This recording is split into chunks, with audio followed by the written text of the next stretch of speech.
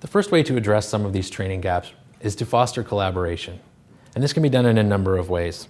The first way involves promoting the Association of Canadian Community Colleges, or ACCC, their ECE affinity group. Many faculty members explain that they rarely have the opportunity to discuss training and education issues with fellow faculty and other colleges, and being able to connect with the ECE affinity group provides individual members of the college community with an opportunity to gather together and share ideas about the profession, common concerns and interests, discuss best practice, and advocate for their profession. Another way that fostering collaboration could happen would be to develop forums at the local, provincial, territorial, and pan-Canadian level. Engaging childcare associations at all levels, including community, provincial, territorial, and pan-Canadian, would provide forums and allow for collaborative discussion regarding the identification of training needs and the joint development of program curricula and professional development resources to support early childhood education students and recent graduates who are entering the field. Another way to foster collaboration would be to create early childhood education and care sector networks that span jurisdictions and provinces. It would be useful in building capacity for the development and delivery of training. And a final way to address the gap of fostering collaboration would be to facilitate collaboration between various early childhood education and care sector stakeholders. Collaboration between these stakeholders include decision makers, labor organizations, post-secondary institutions, community, provincial, and territorial EC organizations, and other stakeholders can be successful in exploring training options and other models. To address the gap of developing meaningful professional development, there are a number of ways that can be done as well. They include encouraging program-wide rather than individual professional development. It's very common that programs send one ECE to a professional development opportunity and aren't able to send others from the same center. Program-wide professional development would allow for all staff members to collectively learn new processes and techniques that can be implemented within their program. Another way to address the developing meaningful professional development gap is to encourage support of professional development among program directors. Encouraging support of professional development among program directors illustrates the benefits of professional development activities to program directors, and it encourages the recognition that investing in ongoing learning and career development of the ECEs outweighs any upfront costs associated with that professional development. A third way to address the gap of developing meaningful professional development includes creating funding partnerships for professional development initiatives. Creating funding partnerships between programs and provincial and territorial early childhood and education and care organizations and those certifying bodies would assist program directors to provide more professional development opportunities for their staff. Developing short courses to be delivered over a period of time would also help address the gap of developing meaningful professional development. Making courses shorter over an extended period of time and offering a series of courses would be a good option to meet that.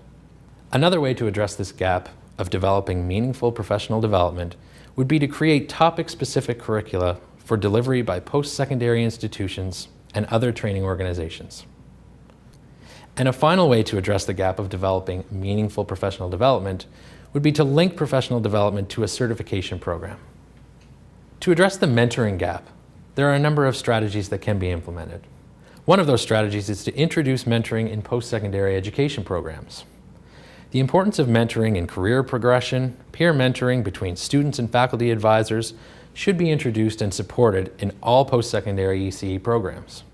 Peer mentoring educates students of the roles of both the mentor and the person being mentored, and also create a comfort level with graduates, making them more likely to be responsive during the mentoring process. A second way to address the mentoring gap would be to develop a formalized mentoring process, a process that ensures that ECEs experience the same kind of mentoring regardless of where they are. And it will establish guidelines for the qualifications of the mentors and the number of hours and types of activities required under that relationship. Another way to address the mentoring training gap would be to promote reciprocal benefits of mentoring. In an under-resourced sector, some of the most experienced and knowledgeable ECEs are very busy and need recognition and time to act as mentors in their center. The benefits from mentoring on the part of the mentee are very evident. However, there are also a number of benefits that could be experienced by the mentor as well.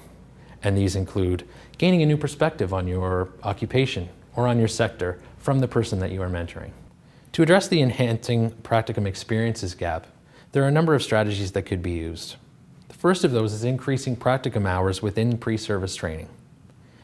ECE students need to be given adequate practicum hours with each age group to allow them to put their knowledge into practice prior to entering the field. The practicum hours for each pre-service program should be reviewed and modified to allow ECEs to gain optimal hands-on experience within a variety of settings and varying age groups. The second strategy involves increasing practicum hours for working with children with special needs. All ECEs require the necessary knowledge, skills, and abilities to work with all children, including those with special and additional needs. Students need to be given the opportunity and guidance needed to work with these children who exhibit a variety of special and additional needs prior to becoming a licensed or practicing ECE. While they're not expected to be experts in any or all special needs areas, they must have the basic knowledge and experience required to provide quality programming for all children. And the third way to address the enhancing practicum experiences gap would be to increase practicum hours for working with school-age children and infants. As an attempt to better prepare graduates for working within the sectors made, participants suggested that lab schools and practicum sites have mandatory infant and school-age childcare components to help ensure that all students obtain a specific number of practicum hours working in those age groups.